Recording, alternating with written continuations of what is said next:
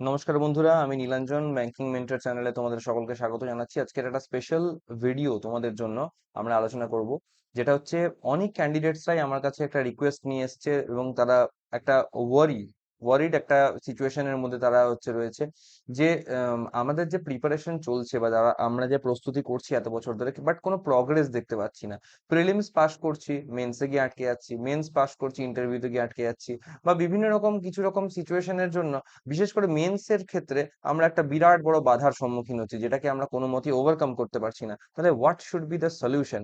তো আমি তোমাদের জন্য একটা স্পেশাল প্রেজেন্টেশন আজকে নিয়ে এসেছি, এবং যেটার মাধ্যমে আমরা ডিসকাস করার চেষ্টা করব যে কি হতে পারে পসিবল রিজনস যেগুলোর জন্য তোমাদের আজকে এই সিচুয়েশনের মধ্যে পড়তে হচ্ছে, বা যেগুলোর জন্য তোমরা আজকে এই পরিস্থিতির সম্মুখীন হচ্ছ। তো চলো দেখা যাক। তো আজকের video, are you lost in your preparation journey, I am here to help.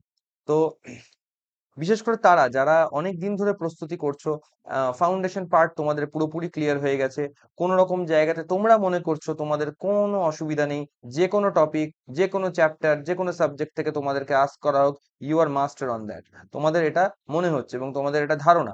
যদি তোমাদের এই ধারণাটা সত্যি হয়, তাহলে এই ভিডিওতে পরবর্তী স্লাইডসে আমরা কিছু জিনিস ডিসকাস করব। সেই জিনিসগুলোকে তোমরা নিজেদের কাছে প্রশ্ন হিসেবে রাখো এবং দেখো যে সেই প্রশ্নের উত্তর তোমাদের মন থেকে ইতিবাচক আসছে, নাকি তোমরা সেখানে ফাইন্ড আউট করছো যে হ্যাঁ ইয়েস, তোমাদের একটা হোঁচট আসছে, তোমরা হোঁচট খাচ্ছ। যদি হোঁচট খাও, তাহলে করে নিজেদেরকে রিট্র্যাক্ট করার দরকার আছে। আর যদি মনে করো যে না, তোমাদের সবকিছু ওকে আছে, অল গুড, দেন আমি তোমাদেরকে বলছি মনে একটু আত্মবিশ্বাস এবং মনে জোর রাখতে হবে। ভয় পেলে চলবে না, এবং এটা বিশ্বাস করতে হবে যে ইয়েস, আই এম রেডি, আমি তৈরি হয়ে গেছি এবং আমি বেস্টটা দিতে পারবো। যতটুকু মানে নার্ভাসনেস বা একটুখানি ডিস্ট্রাকশনস, স্লাইড ডিস্ট্রাকশনস, বা একটুখানি মনোসংযোগের অভাব, যা কিছুই হোক না কেন, সেইগুলোকে ওভারকাম করতে পারলেই তোমার সমস্তটা বেস্ট ভাবে তুমি অ্যাচিভ করতে পারবে, এটা আমার বিশ্বাস।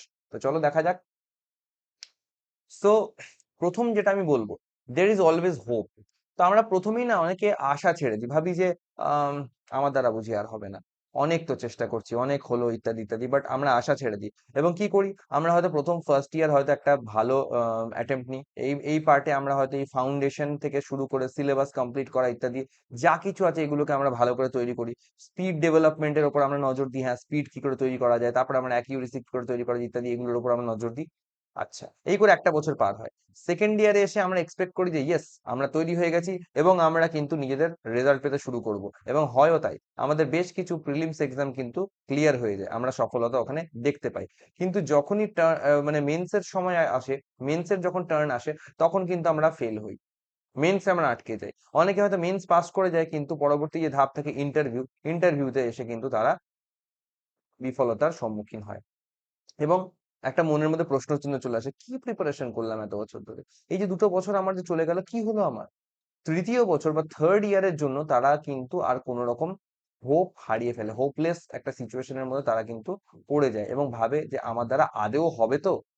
তো কিছু কোয়েশ্চেন্স এখানে রয়েছে। ওয়াই আর ইউ লস্ট, প্রথম প্রশ্ন, ওয়াই আর ইউ লস্ট। তো সবার আগে প্রশ্নটা নিজের কাছে নিজেকে করতে হবে, যে তুমি কেন মনে করছো যে তুমি হারিয়ে যাচ্ছ, বা তোমার একটা পথ বিভ্রান্তি হচ্ছে, এটা আগে নিজেকে প্রশ্ন করতে হবে। কোন জায়গাতে এক্স্যাক্টলি তুমি আটকাচ্ছ? যদি কোনো ক্ষেত্রে তোমার বিফলতা আসছে, তার তো কিছু কারণ আছে, অবশ্যই কিছু না কিছু কারণ আছে। এটা যদি তুমি মনে করো যে না তুমি অল গুড অল ওকে, তাহলে এটা কিন্তু হতে পারে না। তুমি যদি অল গুড অল ওকে হও, তা সত্ত্বেও যদি বিফলতা আসছে, তাহলে তার কিছু অন্য কারণ থাকবে। কিন্তু সেই কারণটা কি, সেটা তোমাকেই খুঁজে বার করতে হবে। বাট যদি তুমি অল গুড অল ওকে না হও, তাহলেই যে কারণগুলো আছে সেগুলোর দিকে আমরা নজর দিতে পারি। ওকে, দ্বিতীয় প্রশ্ন, আর ইউ ইভেন রেডি? তুমি হয়তো মনে করছো যে আমি তৈরি হয়ে গেছি, I am all good, I am all ওকে, আমি একদম 100% নিজের তৈরি নিয়ে বসে আছি। কিন্তু তুমি কি আদৌ পুরোপুরি তৈরি হয়েছো? এই অ্যাসেসমেন্ট আগে জানা দরকার। হয়তো হতেই পারে আমরা হয়তো মনে করছি হোল সিলেবাস আমার রেডি হয়ে গেছে, কিন্তু ভেতরে ভেতরে হয়তো ছোট ছোট কিছু কন্টেন্ট, ছোট ছোট কিছু টপিকস, যেগুলো এখনো পর্যন্ত ইনকমপ্লিট, যেগুলো এখনো পর্যন্ত আমরা কিন্তু হয়তো হিসেব করে আয়ত্তের মধ্যে আনতে পারিনি। যে জাস্ট মিনিট, হিসেব করে আমরা হয়তো আয়ত্তের মধ্যে আনতে পারিনি, যে সেগুলোকে আমরা কি করে ওভারকাম করতে পারি, সেগুলোর থেকে আমরা কি করে নিজেদেরকে বেটার জায়গায় নিয়ে যেতে পারি। তো সেটা কিন্তু একটা ডাউটফুল সিচুয়েশনের মধ্যে আমাদেরকে ফেলবে, একটা ডাউটফুল সিচুয়েশনের মধ্যে আমাদেরকে ফেলবে। তো এই যে প্রশ্নটা, আর ইউ ইভেন রেডি, এইটা আগে নিজেকে বুঝতে হবে যে সত্যি রেডি মানে আমি কি 100% রেডি? রেডি বলতে 100%। যে কোনো ডিআই, যে কোনো পাজল আমাকে দেবে, আমি করতে পারবো। যে কোনো মিসেলেনিয়াস রিজনিং থেকে আমাকে একটা কোনো out of the box pattern দেবে, আমি করতে পারবো। যে কোনো অ্যারিথমেটিকের চ্যাপ্টার থেকে একটা যা কিছু থ্রো করবে, আমি করতে পারবো। একটা হঠাৎ করে র্যান্ডম একটা ক্যালকুলেশন দেবে, আমি মাইন্ড ক্যালকুলেশন করে ঝট করে উত্তর দিতে পারবো। একটা র্যান্ডম কোনো ভোক্যাব আমাকে থ্রো করা হলো, সেই ভোক্যাবটার অ্যান্সার কি আমার জানা আছে? এই প্রশ্নগুলো নিজেদের কাছে করো এবং দেখো যে তার উত্তর তোমরা কি পাচ্ছ, পজিটিভ অর নেগেটিভ। তাহলেই কিন্তু একটা আউটকাম তোমরা বুঝতে পারবে যে তোমাদের প্রস্তুতিতে তোমরা আদেও কতটা তৈরি হয়েছো। তৈরি তৈরি শুধুমাত্র সেলফ ডিক্লারেশন নয় যে হ্যাঁ ভাই আমি তৈরি হয়ে গেছি, আই এম অল গুড, কিন্তু তা কিন্তু নয়। তোমার বলা কওয়াতে কিচ্ছু যায় আসবে না, তোমার পারফরমেন্স কথা বলবে এই জায়গাতে। What if you are on a wrong path? তুমি হয়তো নিজে জানো না, বাট তুমি একটা অলরেডি ভুল পথ, একটা ভুল রাস্তার মধ্যে দিয়ে হেঁটে চলেছো। তুমি হয়তো বুঝতেই পারছো না, তুমি মনে করছো যে হ্যাঁ এটা আমার সঠিক স্ট্র্যাটেজি, এটা আমার রাইট অ্যাপ্রোচ, এখান থেকেই আমি সফলতা পাবো, আর কিছুটা এই পথে এগোলেই আমি সফলতা পাবো। কিন্তু এটা কে বলতে পারে যে তোমার হয়তো স্ট্র্যাটেজির মধ্যেই কোনো ভুল হচ্ছে? তুমি হয়তো প্রস্তুতি ঠিক মতন করেছো, কিন্তু স্ট্র্যাটেজিক্যাল ইমব্যালেন্সনেস এর জন্য, স্ট্র্যাটেজিক্যাল একটা মানে ডিসব্যালেন্স, একটা হ্যাপাজার্ড সিচুয়েশনের জন্য তুমি হয়তো রিয়েলাইজও করছো না, কিন্তু বারবার একই ভুলের পুনরাবৃত্তি ঘটছে এবং তুমি সফলতা থেকে পিছিয়ে যাচ্ছ ক্রমাগত। তো তোমার স্ট্র্যাটেজিস গুলো ঠিকঠাক আছে নাকি সেটা বুঝতে হবে। যেমন সব থেকে বড় একটা স্ট্র্যাটেজিক্যাল মিস্টেক এক্সাম অ্যাপ্রোচ করার ক্ষেত্রে, যে correct sequence or correct order of attempts. মানে কোয়ান্টস সেকশনে আমরা অ্যারিথমেটিক আগে করব কি স্পিড ম্যাথস আগে করব? রিজনিং সেকশনে আমরা পাজলস আগে করব কি মিসেলেনিয়াস আগে করব? ইংলিশ সেকশনে আমরা আরসি আগে করব কি গ্রামাটিক্যাল সেকশন আগে করব? এই যে ডিসিশন মেকিং গুলো, এগুলো কিন্তু বিরাট বড় ইম্প্যাক্ট ফেলে দেয়। তুমি হয়তো সব কটা টপিক সমস্ত কিছু পারো, কিন্তু এক্সামের ওই লিমিটেড টাইম ফ্রেমের মধ্যে ওটাকে পারফর্ম করার ব্যাপার আছে। ওই লিমিটেড টাইম ফ্রেমের মধ্যে বেস্ট এন্ড ম্যাক্সিমাম তোমাকে অ্যাটেম্পটস নিয়ে এবং অ্যাকিউরেসি নিয়ে তোমাকে বেরিয়ে আসতে হবে। তো তার জন্য এই রাইট সিকোয়েন্স অফ অ্যাটেম্পটস, এটা কিন্তু খুব বড় একটা স্ট্র্যাটেজির পার্ট। তাই এই জায়গাগুলোতে তোমার কোনো ভুল হচ্ছে না তো? তোমার অ্যাটেম্পটসে, তোমার অ্যাপ্রোচে কোনো জায়গায় গন্ডগোল হচ্ছে না তো? সেগুলোকে কিন্তু আমাদের অবজার্ভ করতে হবে। তো what if you are on wrong path? তুমি তো ভাবছো আমার স্ট্র্যাটেজি ঠিক আছে, আমি সব তো পারছি, আমি তো সব তো পারি, আমি তো শিখেছি সব, তাও কেন হচ্ছে না? তুমি নিজের প্রশ্নের উত্তর নিজেই কিন্তু খুঁজে পাবে না। Are you too harsh on yourself? ক্রমাগত বিফলতার পর তুমি কি নিজের প্রতি একটু বেশি মানে মানে নিরাশার মধ্যে পড়ে গিয়ে তুমি কি নিজেকে বেশি একদম লস্ট ফিল করছো? তুমি কি নিজেকে বেশি একটু জাজ করে ফেলছো যে আমার দ্বারা হবে না, আমি পারবো না, সবার হয়ে যাচ্ছে, আমার কেন হচ্ছে না, আমি বুঝি তাহলে ফেলিয়ার, আমার দ্বারাই কিছু হওয়ার নয়? So don't do that. ওই হতাশা এবং নিজেকে তিরস্কার করার থেকে, আত্মতিরস্কার করার থেকে, তুমি যদি নিজের ভুল ত্রুটিগুলোকে সংশোধন করার ব্যাপারে নজর দাও, তাহলে আমি বলবো definitely you will get success as well. বাকিদের মতো তুমিও সফলতা পাবে। কিন্তু শুধু শুধু হতাশাগ্রস্ত হয়ে যদি নিজেকে তুমি আক্রমণ করো, ব্যক্তি আক্রমণ করো, তো তাহলে করে কিন্তু মানে নিজেই নিজেকে ক্ষতি করবে, নিজেই নিজের ক্ষতির কারণ হয়ে দাঁড়াবে। এর বেশি কিন্তু কিছু হওয়ার নয়, সময় নষ্ট হবে। So now let's retract. দেখা যাক এরপরে আমাদের কি কি করার আছে। সব থেকে বড় প্রশ্ন যেটা, ওয়াই আর ইউ লস্ট? নিজের কাছে নিজেকে প্রশ্ন করো। এক্সামের যে ডিমান্ডস, একটা এক্সামিনার তোমার কাছে যে ডিমান্ড গুলো রেখেছে, সেই ডিমান্ড গুলোকে তুমি আদৌ ফুলফিল করতে পারছো? আগে নিজেকে প্রশ্ন করো। যতটা স্টাডি দরকার, স্টাডি টাইম তোমার কি ঠিক হচ্ছে? যতটুকু টাইম পড়ছো, সেটা কি এফেক্টিভ স্টাডি হচ্ছে? সেটা কি এফেক্টিভ স্টাডির মধ্যে তোমার পড়ছে? তুমি তো সারাদিন বই নিয়ে বসে আছো, কিন্তু বই নিয়ে বসে থাকলেও 5 মিনিট পড়াশোনা করছো, 2 মিনিট মোবাইল ঘাটছো, 10 মিনিট কোনো একটা বন্ধু তোমাকে ডেকে দিল, তুমি তার সঙ্গে কথা বলতে চলে যাচ্ছ।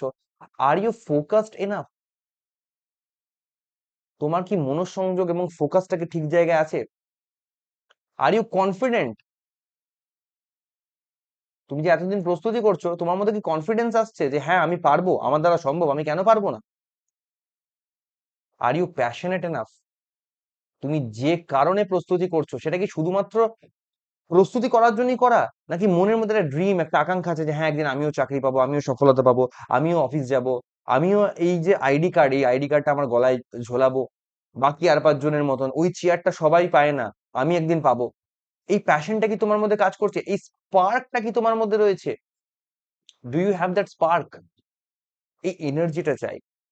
এই এনার্জিটা না থাকলে পরে এই ফিল্ডে কিন্তু এত বেশি হতাশা মানে হতাশা তোমাকে হতাশ করার মতন এত এলিমেন্টস আছে, তোমাকে ডিমোটিভেট করার মতন এত কিছু আছে যে তুমি খুব তাড়াতাড়ি হাল ছেড়ে দেবে। তাই এই জায়গাগুলো থেকে আগে আমাদের বেরিয়ে আসতে হবে। এই জায়গাগুলো থেকে বেরিয়ে এসে আগে আমাদেরকে নিজেদের টেকনিক্যাল এরর্স গুলোকে দেখতে হবে, যে আমার যে পড়াশোনার সময় সেটা ঠিক হচ্ছে নাকি, যতক্ষণ পড়ছি সেই পড়াটাকে এফেক্টিভলি পড়তে পারছি নাকি, সারাটা দিন পড়াশোনার পেছনে টাইম দেওয়ার পর দিনের শেষে রাতে ঘুমোতে যাওয়ার আগে নিজেকে নিজে তুমি আত্ম বিশ্লেষণ করো, অনুশীলন করো, দেখো যে তুমি যে পড়াশোনাটা করলে তাতে তুমি আজ কি পেলে, কি শিখলে, তোমার কি স্কিল ডেভেলপমেন্ট হলো।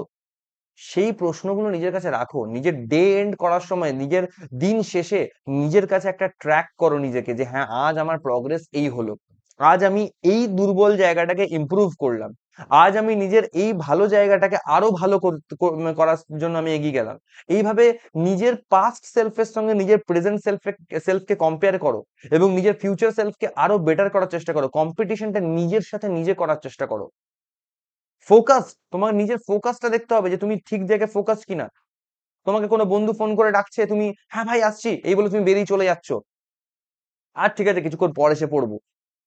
তুমি হয়তো একটা ছোট্ট ব্রেক নিচ্ছ যে খাওয়া দাওয়া করার জন্য, যেটা হয়তো 15 থেকে 20 মিনিটের ব্রেক হলে যথেষ্ট, খুব বড় জোর আধ ঘন্টা। সেই আধ ঘন্টার ব্রেকে তুমি খেতে খেতে, মোবাইল দেখতে দেখতে, লোকের সাথে কথা বলতে বলতে, হেলতে দুলতে, কাজ করতে করতে তুমি দেখা যাচ্ছে আধ ঘন্টার ব্রেকটাকে 1 ঘন্টা 1.5 ঘন্টা বানিয়ে ফেলছো, টাইম ওয়েস্ট করছো। এই জিনিসগুলো হয়, these are very common things, এগুলো নিয়ে হতাশ হওয়ার কিছু নেই। যদি তোমাদের দ্বারা এগুলো হচ্ছে তাহলে জেনে রাখবে এগুলো ভেরি কমন থিংস। কিন্তু এটাও জেনে রাখবে যে কমন পিপল কিন্তু এই জায়গায় আসে না।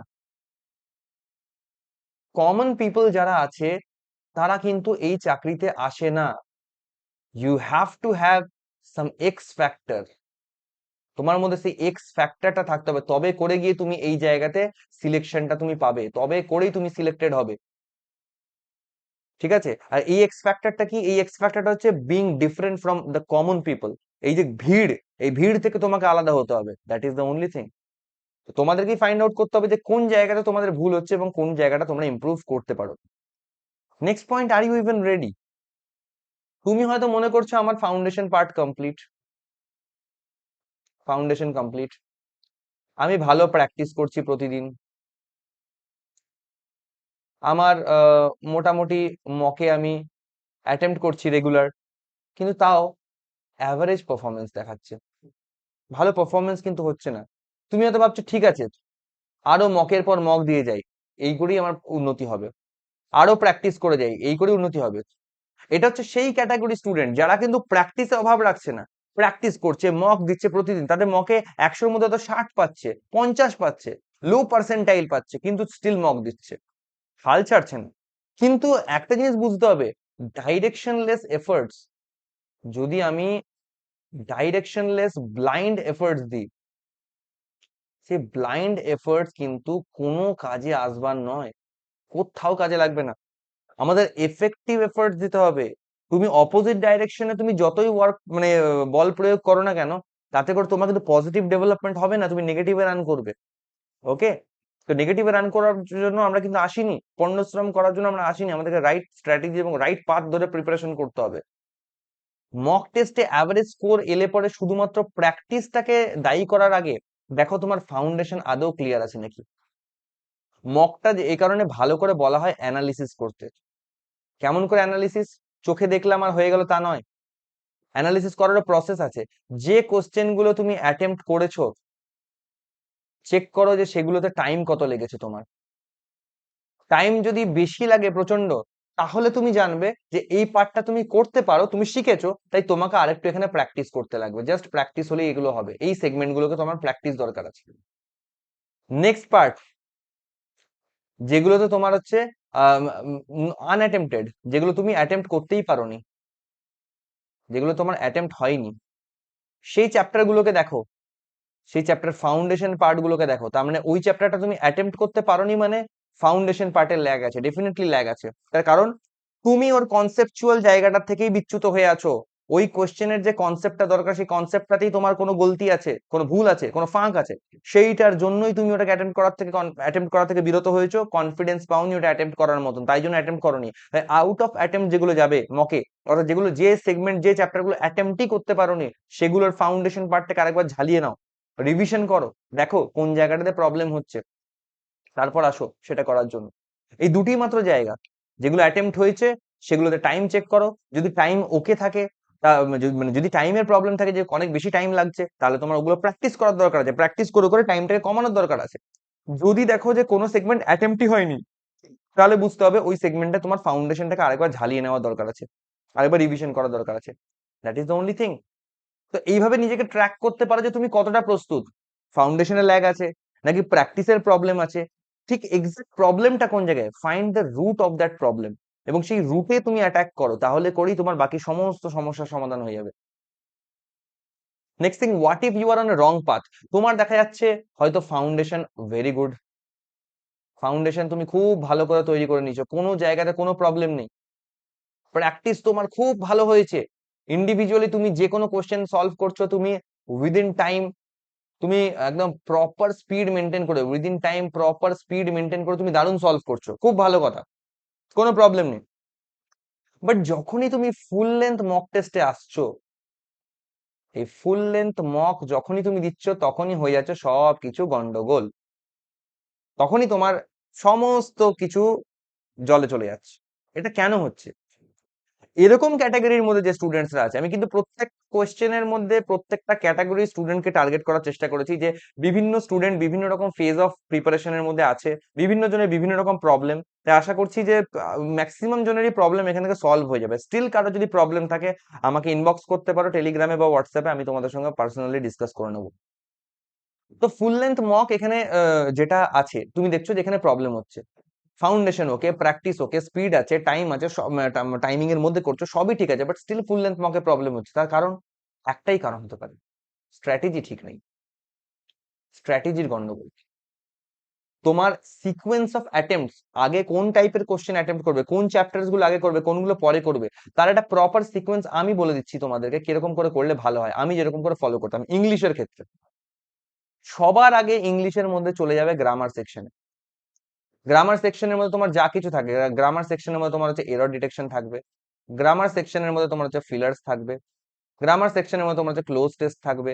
এই টাইপের জিনিসগুলো অনেক তাড়াতাড়ি সলভ হয়, ঠিক আছে?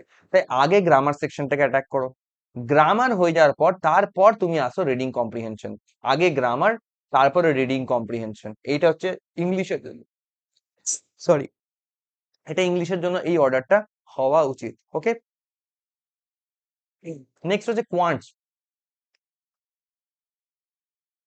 আমি একটু ইরেজ করছি এই পার্টটা, নয়তো করে স্ক্রিনে আমার জায়গা হচ্ছে না।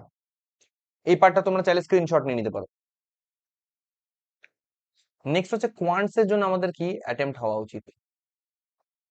কোয়ান্টস এর ক্ষেত্রে অনেকেই প্রথমত অনেকেই যে ভুলটা করে যে সিকোয়েন্স ওয়াইজ অ্যাটেম্প্ট করো, পেপারে যেমন আছে 1 2 3 4 5 করে যেমন দেওয়া আছে সেরকম অ্যাটেম্প্ট করো, ওরকম অ্যাটেম্প্ট করলে কিন্তু হবে না। অনেকেই তোমাকে বলতে পারে যে এরকম বেছে বেছে বেছে বেছে অ্যাটেম্প্ট করলে নাকি সম্ভবত তোমাদের মানে টাইম বেশি লেগে যাবে, একটা কোশ্চেন থেকে আরেকটা কোশ্চেনে জাম্প করতে গেলে অসুবিধা হবে, কিন্তু আমি বলবো এই জিনিসটা, এই অভ্যাসটা মক টেস্ট দিয়ে দিয়ে ঘরে নিজেকে প্র্যাকটিস করতে হবে আগে, তাহলেই তুমি এক্সাম সেন্টারে এটা নামাতে পারবে, আদারওয়াইজ কিন্তু হবে না। তাই মকে এই জিনিসটা ভালো করে প্র্যাকটিস করো। ধরো কোয়ান্টসে তোমার প্রথম কোশ্চেনই একটা হয়তো ডিআই আছে, করব না, সবার ফার্স্ট যে সিকোয়েন্স, সবার ফার্স্ট যেটা করবো সেটা হচ্ছে আমরা করবো সিম্পলিফিকেশন, স্পিড ম্যাথস তো আগে করবোই, তার মধ্যে সবার আগে যেটা করবো সেটা হচ্ছে সিম্পলিফিকেশন অর অ্যাপ্রক্সিমেশন যাই থাকুক সেটা। নাম্বার 2 তে করবো আমরা হচ্ছে নাম্বার সিরিজ, তাতে রং মিসিং যাই থাকুক না কেন নাম্বার সিরিজ করব। নাম্বার 3 তে করবো কোয়াড্রেটিক, যদি কোয়াড্রেটিক পেপারে থাকে, তো এখন ইদানিং পেপারে কোয়াড্রেটিক ইকুয়েশন দেখতে পাওয়া যাচ্ছে না, যদি থাকে তাহলে কোয়াড্রেটিক ইকুয়েশনে হাত লাগাবো। তারপর ফোর্থ আমরা যে সিকোয়েন্সটা রাখবো সেটা রাখবো ডিআই, ডেটা ইন্টারপ্রিটেশন, তারপর আমরা ডিআই তে যাবো, তাহলে এক সেট থাকুক দু সেট থাকুক প্রি লেভেলে যেমনই থাকুক সেই দিকে আমরা হাত লাগাবো। ফিফথ পার্ট, লাস্ট পার্ট, সেটা যাবো আমরা অ্যারিথমেটিক সেকশনে। এবার প্রিলিমস এক্সামটা নর্মালি 20 মিনিটের পেপার হয়, নর্মালি 20 মিনিটের পেপার হয়ে থাকে। তো এই ক্ষেত্রে টার্গেট এটাই হওয়া উচিত পিও লেভেল পেপারের ক্ষেত্রে আমরা একই সিকোয়েন্স মেনটেন করব, কিন্তু পিও লেভেল পেপারের জন্য একটা স্পেশাল যেটা রেকমেন্ডেশন থাকবে, যে দেখা যাক যদি কোনো কোশ্চেন মডারেট থাকে, সলভ করতে গিয়ে দেখছো আটকে যাচ্ছে, তাহলে ওই কোশ্চেনটাকে ছাড়বো। কখনোই পরীক্ষার হলে বসে সেই কোশ্চেনটাকে নিয়ে আটকে বসে থেকে ওটাকে নিয়ে এক্সপেরিমেন্ট করতে যাবো না যে কি করে সলভ হবে। পার্সোনাল ইগোতে নেবো না যে কোশ্চেন সলভ আমাকে করে আসতেই হবে। আমি এক্সামিনারকে দেখিয়ে দেবো যে আমার দ্বারা কোশ্চেন সলভ হয়, আমি খুব ভালো প্রিপারেশন করেছি, তুমি আমাকে কোনো রকম কঠিন কোশ্চেন নিয়ে আটকাতে পারবে না। তোমার দেওয়া এই কঠিন কোশ্চেন আমি সলভ করেছি দেখো। তাহলে এক্সামিনার তোমাকে কিন্তু প্রিলিমস বা মেন্স কোনো কিছুই পাস করার কিন্তু মানে গেট পাস দিয়ে দেবে না, রাইট? তোমাকে সঠিক কাট অফ মার্কসটা কোয়ালিফাই করতে হবে। তার জন্য কি করতে হবে? তার জন্য আলতু ফালতু মডারেট কোশ্চেন যেগুলো তোমাকে মনে করছো যে আটকাচ্ছে, স্টাক হয়ে যাচ্ছ, ধরবো না, সেগুলোকে স্কিপ করে দেবো। একদম টাইম ওয়েস্ট করবো না, স্কিপ করে দিয়ে যেগুলো ডুয়েবল সেকশন সেগুলোতে হাত লাগাবো, যেগুলো পারছি সেগুলো করব। পেন যেন না থামে, একদম এইভাবে পরীক্ষা দিতে হবে, এইভাবে মক টেস্ট দিতে হবে। যেখানেই থামছে, যেখানেই আটকাচ্ছে, সেখানটা থেকে স্কিপ করে আমরা অন্য কোশ্চেন করে নেবো। সেই কোশ্চেন গুলো করে পেপার কমপ্লিট হয়ে যাওয়ার পর লাস্টে টাইম যখন বাঁচবে, তখন আমরা আবার সেই আগের কোশ্চেনটায় ফেরত আসবো। That should B your only strategy, otherwise কিচ্ছু কিন্তু হওয়ার নয়। এই স্ট্র্যাটেজিতে ভুল করলে পরে তোমরা যতই ভালো প্রিপারেশন করো, যতই যাই করো না কেন, স্ট্র্যাটেজিক্যাল গন্ডগোল থাকলে কখনোই এক্সাম ক্লিয়ার হবে না। আর নর্মালি যদি বলতে হয় সিম্পলিফিকেশন থেকে এই ডিআই, এই পুরো সেকশনটা কিন্তু খুব ফাস্ট করা সম্ভব। ক্লারিক্যাল এক্সামের কথা যদি বলি, সেখানে কোশ্চেন ইজি থাকে, ডুয়েবল থাকে। এই সেগমেন্টটা পুরো টার্গেট রাখতে হবে যে এটা আমি 10 মিনিটে কমপ্লিট করব। আর অ্যারিথমেটিক তোমার 10টা কোশ্চেন থাকেই থাকে, এই গোটা অ্যারিথমেটিকের জন্য আমি বাকি 10 মিনিট অ্যালট করব। তার মানে কি, পার কোয়েশ্চেন আমি 1 মিনিট করে পাচ্ছি, 1 মিনিট পার কোয়েশ্চেন, ঠিক আছে, অ্যারিথমেটিকের জন্য। আর এক একটা অ্যারিথমেটিকে অ্যাভারেজ তুমি 1 মিনিট করে সময় দিতে পারা মানে it's a privilege. Full marks score করা যায় এই স্ট্র্যাটেজি দিয়ে কোয়ান্টসে, আমি নিজে করেছি 2 বার, ফুল মার্কস স্কোর করা যায়। ঠিক আছে, তো এই স্ট্র্যাটেজিটাকে ফলো করার চেষ্টা করো। যারা এই স্ট্র্যাটেজি ফলো করছো না, তারা মক টেস্টে আগে স্ট্র্যাটেজিটাকে নেওয়ার চেষ্টা করো। মেন্সেও আমরা তাই করব, মেন্সে এত বেশি সিম্পলিফিকেশন, এত বেশি নাম্বার সিরিজ আসবে না, বাট যেগুলো আসবে সেগুলো আগে করে নেবো। মেন্সের ক্ষেত্রে কি করব? মেন্সের ক্ষেত্রে ডিআই অনেক সময় হয় কি, প্রচন্ড মডারেট লেভেল আছে, বেশ হাই লেভেলের ডিআই থাকে। তো সেক্ষেত্রে আমরা ডিআই এর ডেটাগুলোকে আগে রিড করে দেখবো। যদি ডেটাটা আন্ডারস্ট্যান্ডিং ঠিকঠাক থাকে, তাহলে করে আমরা সেটাকে অ্যাটেম্প্ট করব। যদি দেখি ডেটাটা একটু কমপ্লেক্স লাগছে, তাহলে ওটাকে অ্যাটেম্প্ট করব না। এরকম করে কোয়েশ্চেন করব বা ছাড়বো, এই ডিসিশনটা নিতে হবে মেন্সের ক্ষেত্রে। মেন্সে আমরা সঠিক ডিসিশন না নিতে পারার জন্য আমরা হারি, মেন্সে আমরা সঠিকভাবে অ্যাটেম্প্ট না করতে পারার জন্য হারি। তো এই জায়গাটাকে ঠিক রাখতে হবে। ওকে, তারপর আমরা অ্যারিথমেটিক সেকশনের দিকে চলে আসতে পারি, কোনো রকম প্রবলেম হওয়ার জায়গা থাকবে না। কোয়ান্টস এর জন্য এই সিকোয়েন্সটা অবশ্যই ফলো করতে হবে। এবার চলে আসবো আমরা রিজনিং এর জন্য।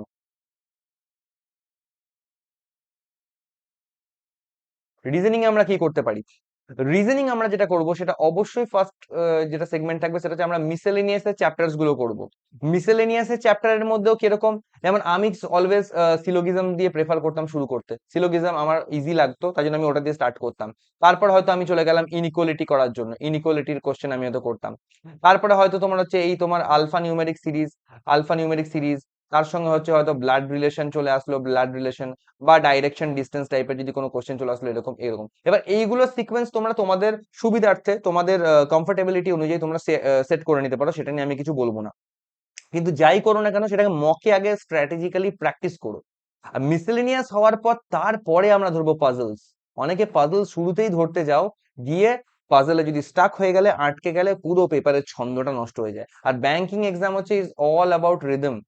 কারণ হচ্ছে একটা টাইম তোমার কিন্তু একদম বাঁধা আছে, আর খুবই কম সময়। তো সেই সময়ে সঠিক রিদম মেনটেন না করতে পারলে করে কিন্তু you are already out of competition. তুমি কম্পিটিশনের মধ্যে ফাইট করার যোগ্যতাটাই তোমার থাকবে না। ওকে, আর পাজলস এর ক্ষেত্রে একই কথা বলবো, কিছু পাজলস থাকবে ডুয়েবল, সেইগুলোকে আগে করব।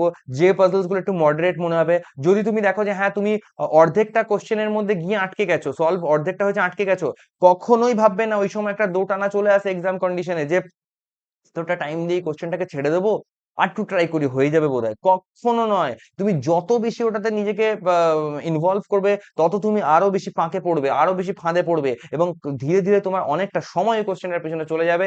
একটা সময় পরে যদি কোশ্চেনটা সলভও হয়, তাহলে এত বেশি টাইম টেকিং হয়ে যাবে যে ওইখান থেকে পাওয়া 5টা মার্কস কোনো কাজে লাগবে না। আর যদি সলভ না হলো, তাহলে তো তোমার এগুলো গেল, ওগুলো গেল, সবই যাবে। স্টাক হওয়া যাবে না, এটা প্রত্যেকটা সেগমেন্টের জন্য প্রযোজ্য, যে স্টাক হওয়া যাবে না। যেখানেই দেখবে স্টাক, ওটাকে সঙ্গে সঙ্গে আমরা করে দেবো স্কিপ। স্টাক দেখলেই করব স্কিপ। সিম্পল ব্যাপার, that is the only funda. Are you too harsh on yourself, এটা আমি প্রথমেই বললাম যে নিজেকে টু মাচ জাজ করো না। তোমার মধ্যে পোটেনশিয়াল আছে বলেই তুমি এতদিন এই ফিল্ডে টিকে আছো। তোমার মধ্যে পোটেনশিয়াল আছে বলেই তুমি প্রি ক্লিয়ার করছো। তোমার মধ্যে পোটেনশিয়াল আছে বলে তুমি ভালো পার্সেন্টাইল পাচ্ছ মকে, ঠিক আছে, ভালো পার্সেন্টাইল তুমি মকে স্কোর করছো। তো পোটেনশিয়াল তো তোমার মধ্যে আছে ভাই। পোটেনশিয়াল যার মধ্যে থাকে না, বা যে হয়তো ব্যাংকিং এক্সামের জন্য অতটা পোক্ত নয়, যার কনসেপ্ট প্রবলেম আছে, যে হয়তো অতটা নিজেকে মানে ফাইট করার মতন জায়গায় ধৈর্য রাখতে পারছে না, তারা ফাউন্ডেশন পার্ট থেকে কুইট করে। তারা ফাউন্ডেশনে কুইট করে, এইটুকু জেনে রাখো। কিন্তু তুমি যদি ফাউন্ডেশনের গন্ডি পেরিয়ে যদি আপার লেভেলে চলে গেছো, তাহলে ভাই পোটেনশিয়াল তো তোমার মধ্যে আছে।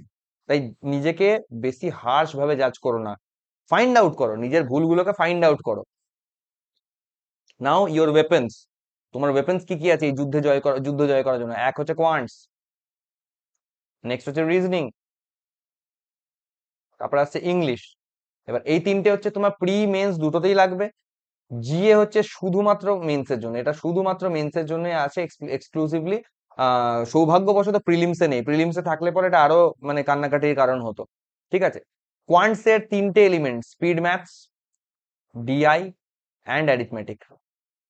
ঠিক আছে, রিজনিং এর মিসেলেনিয়াস, পাজল, আর মেন্সের জন্য থাকে ক্রিটিক্যাল রিজনিং। এইটা একটা স্পেশাল সেগমেন্ট, ক্রিটিক্যাল রিজনিং। ইংলিশের জন্য আসছে আরসি, ভোক্যাব এবং হচ্ছে গ্রামার। আর কারেন্ট অ্যাফেয়ার্স এর ক্ষেত্রে স্ট্যাটিক, ফাইন্যান্সিয়াল অ্যাওয়ারনেস একটা আছে, current affairs, daily current affairs যেগুলো, সেটা একটা আছে। আর আরেকটা সেগমেন্ট যেটা পড়বো, রিভিশন অফ ওল্ড জিএ। প্রত্যেকটা জিনিস কি করে প্রিপেয়ার করতে হবে এবার আমি তোমাদেরকে বলছি, প্র্যাকটিস কি করে করতে হবে এগুলোর। এগুলোর মধ্যে যদি কারো দুর্বলতা থেকে থাকে, এগুলোকে কি করে ঠিক করতে হবে। স্পিড ম্যাথসের জন্য বলছি, প্রত্যেক দিন ইউটিউবে তোমরা প্রচুর প্রচুর পরিমাণে ম্যারাথন ভিডিওস পাবে। প্রচুর ম্যারাথন ভিডিওস পাওয়া যায় ইউটিউবে। তোমরা সিম্পলিফিকেশনের একটা ম্যারাথন ভিডিও নিয়ে নাও, বড় ভিডিও।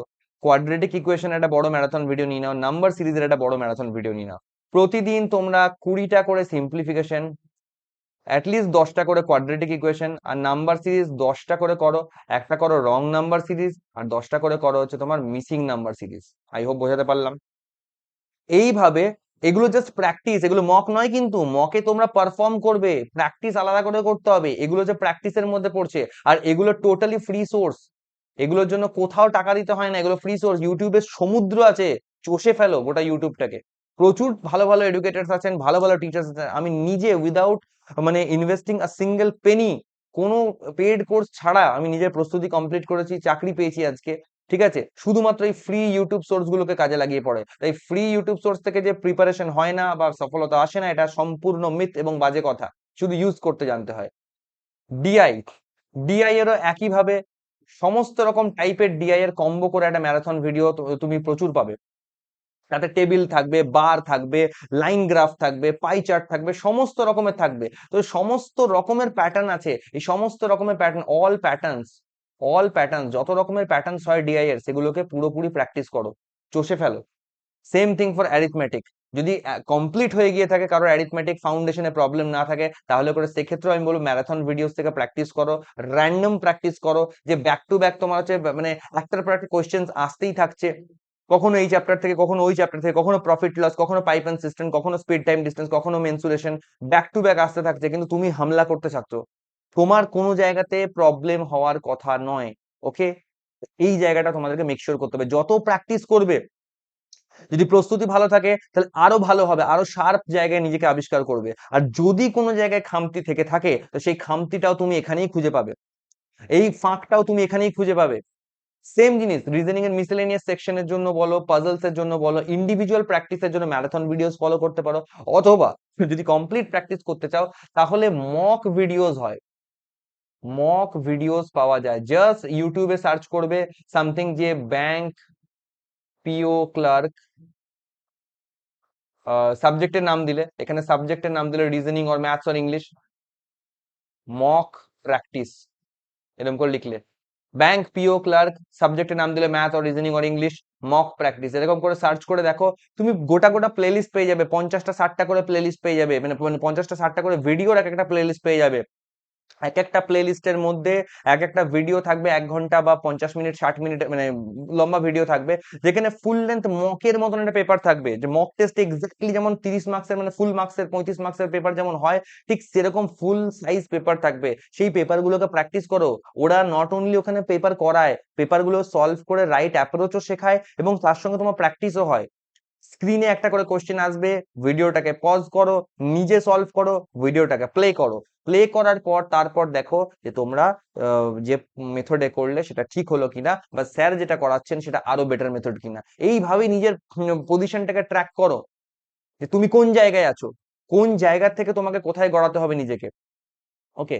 আচ্ছা, ক্রিটিক্যাল রিজনিং একটা স্পেশাল সেকশন।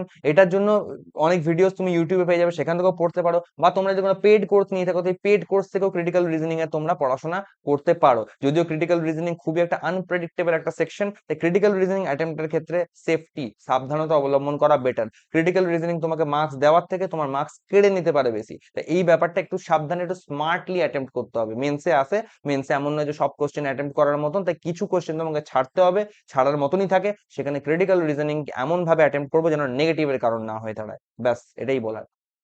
ইংলিশের ক্ষেত্রে আরসি, আরসির জন্য আমি একটাই জিনিস বলবো, যে daily Hindu editorial, daily Hindu এডিটোরিয়ালে তোমার ভিডিওস হয়, ঠিক আছে, কারেন্ট অ্যাফেয়ারের ভিডিওর মতো প্রত্যেক দিন আসে, সেই ভিডিও সেশনস গুলোকে প্রতিদিন ফলো করো, প্রতিদিন। একটা সময় পরে দেখবে রিডিং স্পিড বাড়ছে অটোমেটিক। তার সঙ্গে সঙ্গে এই ভিডিও করলে পরে তোমার তার সঙ্গে সঙ্গে ভোক্যাবটাও তৈরি হয়ে যাবে। ভোক্যাব গুলোকে খাতায় লিখে সময় নষ্ট না করে, একটা সব থেকে বড় জিনিস, ভিডিওতে যে ভোক্যাব গুলো দেখাবে সেগুলো সিম্পল স্ক্রিনশট নিয়ে একটা গ্যালারিতে মোবাইলে সেভ করে রাখো। উঠতে বসতে যখনই ফাঁকা সময় পাচ্ছ, গ্যালারিটা খোলো, ভোক্যাব গুলোকে এক ঝটকায় চোখ বুলিয়ে রিভিশন করে নাও। অন দ্য গো সারাদিনে মোটামুটি যখনই ফ্রি টাইম পাচ্ছ, ভোক্যাব গুলোকে চোখ বুলিয়ে নাও। ফালতু মোবাইল স্ক্রোলিং না করে, শর্টস ভিডিও বা রিল স্ক্রোলিং না করে ওই জায়গাটাতে স্ক্রোলিং করো, ঠিক আছে, তোমার জন্য ভালো হবে। আর গ্রামারের জন্য একটা কথাই বলবো, গ্রামারের জন্য প্রচুর ম্যারাথন ভিডিওস পেয়ে যাবে। একইভাবে এরর ডিটেকশনের ম্যারাথন থাকবে, ফিলার্স এর থাকবে, ক্লোজ টেস্টে থাকবে। তো যে পার্টিকুলার সেগমেন্টটা তোমার মনে হয় যে ডাউট হয় বা আটকায়, যেমন আমার এরর ডিটেকশন পার্সোনালি খুব প্রবলেম হতো, তাই আমি এরর ডিটেকশনে প্রচুর ম্যারাথন প্র্যাকটিস করেছি। ম্যারাথন প্র্যাকটিস করতে করতে করতে একটা কনফিডেন্স এসছে। কনফিডেন্স আসার সঙ্গে সঙ্গে আমি নিজেকে একটা বেটার জায়গায় আমি পেয়েছি। আগে যেখানে আমার ইংলিশে প্রথম দিকে 30-এর মধ্যে মানে মানে লেস দ্যান 15 স্কোর আসতো প্রিলিমসে, সেখানে 20 থেকে 25 এর মধ্যে আমি স্কোর আনতে পেরেছি। ইংলিশ আমার কখনো খুব ভালো ছিল না, বাট অ্যাটলিস্ট এক্সাম কোয়ালিফাই করার মতন জায়গাটা আমি তৈরি করতে পেরেছি। ওকে। আচ্ছা, জি এর ক্ষেত্রে স্ট্যাটিক ফাইন্যান্সিয়াল অ্যাওয়ারনেস, যেটা আমাদের পড়াটা খুব দরকার, এটা ইন্টারভিউ প্রিপারেশনেও হেল্প করে। ইউটিউবে যদি ফ্রি সোর্স বলতে চাও, তাহলে কপিল কাঠপাল স্যার, নামটা নোট করে রাখো, অনেকে জানো, অনেকে হয়তো নাও জানতে পারো, কপিল কাঠপাল। ওকে। এখানে ভালো করে আমি স্পেলিংটা লিখে দিচ্ছি, কোথায় লিখি, জায়গা তো কম হয়ে যাচ্ছে। KAPIL, KATHPAL, Kapil Kathpal financial awareness, এরকম লিখে সার্চ করবে, প্লেলিস্ট পেয়ে যাবে। ফুল প্লেলিস্ট থাকবে, ওই প্লেলিস্টটাকে ভালো করে পড়ে নাও, ফ্রি কন্টেন্টের মধ্যে বলছি। এছাড়াও তোমরা পেড কন্টেন্ট যদি করতে চাও, তোমরা স্টাডি আইকিউ আছে, তোমরা স্টাডি আইকিউতে পেয়ে যাবে, ভালো কন্টেন্ট আছে। তাছাড়াও তোমরা এই কপিল স্যারেরই তুমি পেড কন্টেন্ট পেয়ে যাবে, খুবই ভালো স্যার, খুবই ভালো পড়ান। তার সঙ্গে করো হচ্ছে daily current affairs, daily current affairs, ঠিক আছে। ডেইলি কারেন্ট অ্যাফেয়ার্স এর জন্য আমি যেটা বলবো, একটা হচ্ছে তোমার অ্যাফেয়ার্স ক্লাউড, একটা ভালো সোর্স হয়।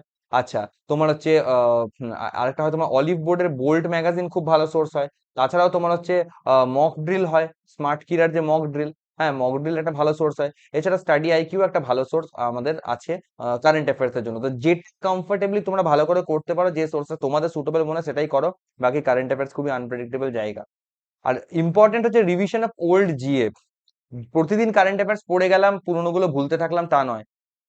উইকেন্ডে গিয়ে গোটা উইকটাকে একবার রিভাইজ করা, মান্থ এন্ডে গোটা মান্থটাকে রিভাইজ করা, সময়ের সাথে সাথে গ্যাপে গ্যাপে গ্যাপে প্রতিদিন যত মাস এগোচ্ছে তত ডেলিকার ডেলি নিউ কারেন্ট অ্যাফেয়ার্স পড়া, এবং তার সঙ্গে সঙ্গে একটু একটু করে পুরোনো কারেন্ট অ্যাফেয়ার্স এর কুইজ লাগানো, রিভাইজ করা, এগুলো করতে হবে। ভিডিওটা আজকে অনেক লেন্দি হচ্ছে, একটা ফুল লেন্থ ক্লাসের মতনই ভিডিও হয়ে যাবে এটা, বাট আই হোপ যাদের এখানে রিয়েলি যারা প্রবলেমের মধ্যে আছে, তারা হয়তো এই ভিডিওটাকে ঠিকভাবে অবজার্ভ করবে। আচ্ছা,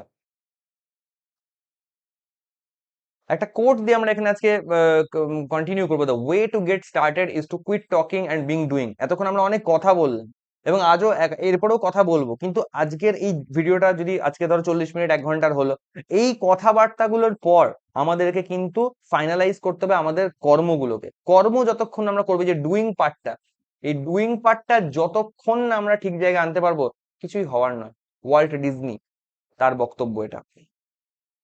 see your self in this mirror.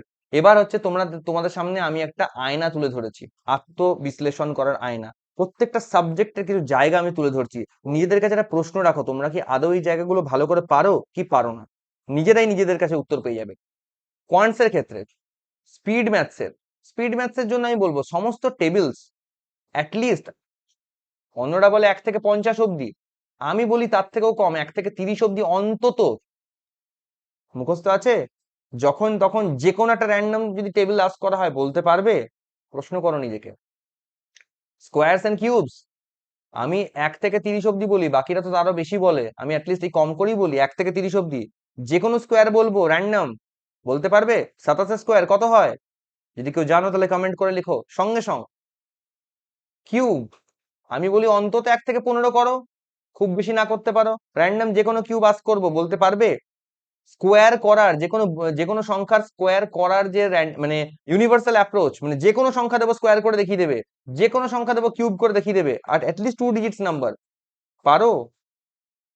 নাকি এমন অবস্থা, না দাদা শিখেছিলাম তো, হ্যাঁ এরকম করে করে, তারপরে এই যে এই নাম্বারটাকে এরকম করে লিখে তারপরে স্কোয়ার করে যোগ করে বিয়োগ করে কি একটা করে, মনে নেই, ভুলে গেছি। হয়তো শিখেছো কিন্তু প্র্যাকটিস নেই, ভুলে গেছো। নিজেদেরকে প্রশ্ন করো যে এই জিনিসটা এক্ষুনি দামে করতে বলে আমি পারবো? আমরা অনেক সময় না আন্ডার এস্টিমেট করি জিনিসগুলোকে, এই তো শিখে গেছি এটা হয়ে যাবে, চলো ঠিক আছে, ও আচ্ছা এটা এরকম, এই তো এরকম করে এরকম, ওরকম করে এরকম হয়ে যাবে। আমরা খুব ক্যাজুয়ালি নিই জিনিসগুলোকে, ভাবি এ তো ইজি আছে, ওভার কনফিডেন্ট হয়ে যায়।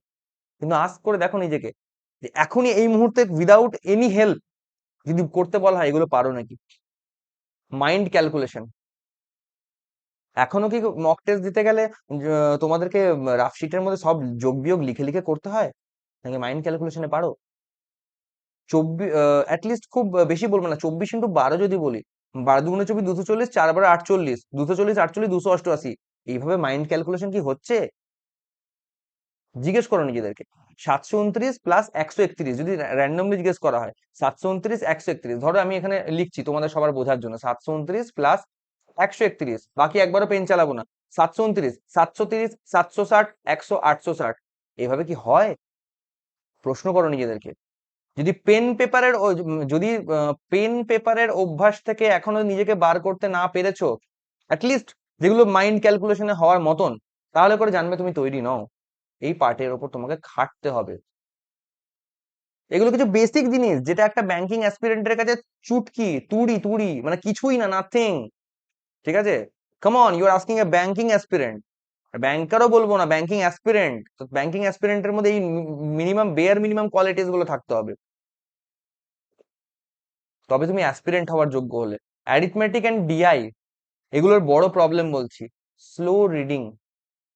আমরা পড়তে অনেক টাইম লাগাই, ধীরে ধীরে প্রত্যেকটা ওয়ার্ড, যেমন যেন আমি ওটা থেকে যেন অ্যারিথমেটিকের কোশ্চেন আরসি পড়ছি, এরকম স্লো টাইম করি। আচ্ছা, টু মাচ রাইটিং, আমরা না ডেটা গুলো নিয়ে প্রচুর লিখি। আচ্ছা ধরি, ছোটবেলার মতন লিখি, ধরি এর ভ্যালু এক্স, আচ্ছা এক্স স্কোয়ার ইজিক্যাল টু এত এত এত সমীকরণ লিখলাম, একদম প্রত্যেকটা স্টেপ বাই স্টেপ ক্যালকুলেট করে করে করি। দরকার নেই।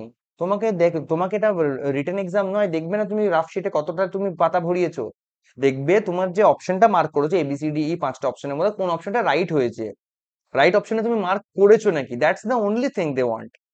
তো তাহলে আমার এত রাইটিং করে কি হবে? টু মাচ রাইটিং দরকার নেই না, যতটুকু দরকার ততটুকু লিখো, এই হ্যাবিটটা নো।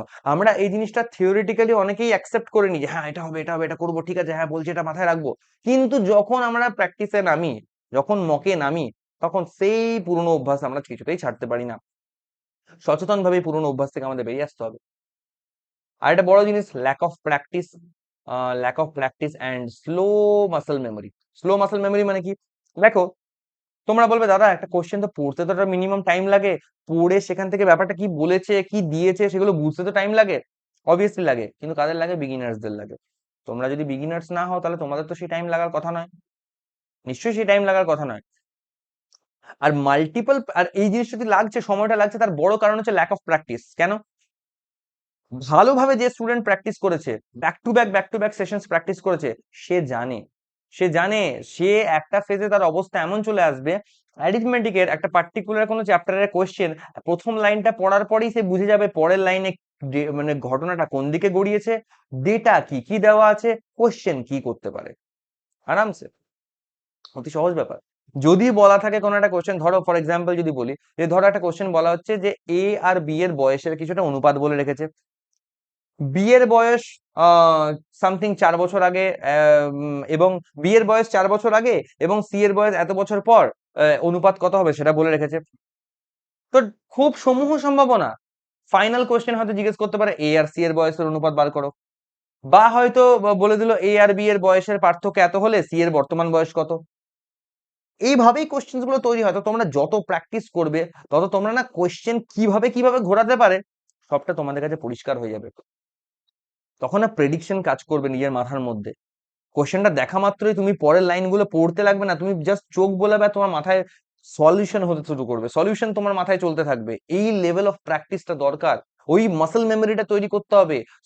ল্যাক অফ প্র্যাকটিস থাকলে মাসল মেমোরি সবসময় স্লো থাকবে, তোমার অ্যাটেম্প স্লো থাকবে, তোমার অ্যাটেম্প কম হবে এবং তুমি পরীক্ষাতে সঠিক ফলাফল করতে পারবে না। এবার আসি রিজনিং এর কথায়। রিজনিং এর মিসেলেনিয়াস সেগমেন্ট নিয়ে কথা বলবো। মিসেলেনিয়াস সেগমেন্টের ব্যাপারটা দেখো, বড় প্রবলেম নট প্রায়োরিটাইজিং কনসেপ্টস।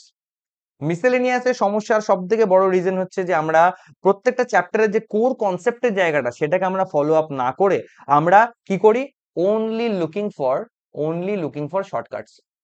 আমরা শুধু খুঁজে বেড়াই যে কি করে শর্টকাট লাগিয়ে আমি এই চ্যাপ্টারটাকে হ্যান্ডেল করে নিতে পারি। That's the only thing we want. ও কারণ ওটা করা খুব ইজি, ওটা করা খুবই সহজ ব্যাপার এবং আমরা ওটাতেই বেশি প্রায়োরিটাইজ করি জিনিসগুলোকে।